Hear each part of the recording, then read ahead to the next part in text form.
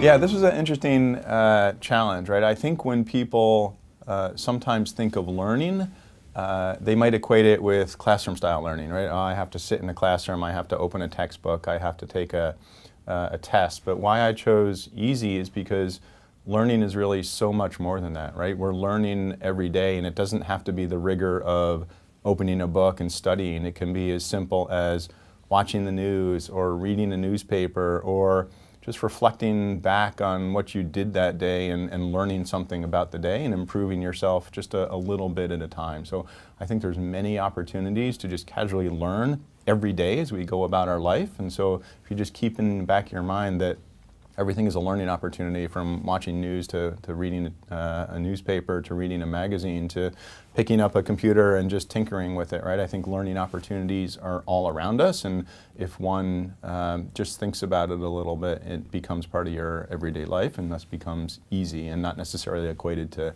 studying a textbook or sitting in a classroom.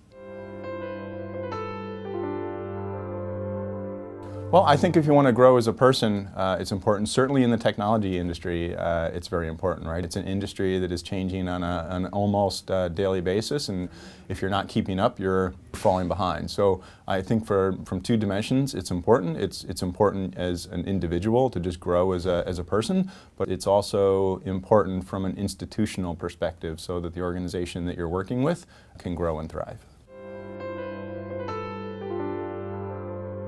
Being at Amazon, I'm fortunate enough to be at a company where I'm constantly learning things, learning about new hardware devices that our partners are putting out, learning about new capabilities in the AI and in the software space. So I feel like I'm constantly learning. You know, every day I work is something new and something exciting. Certainly I like to read a lot of books in my free time, studying the economy and how technology affects the economy and affects our society at large. And so it's nice to be able to apply those learnings in my career.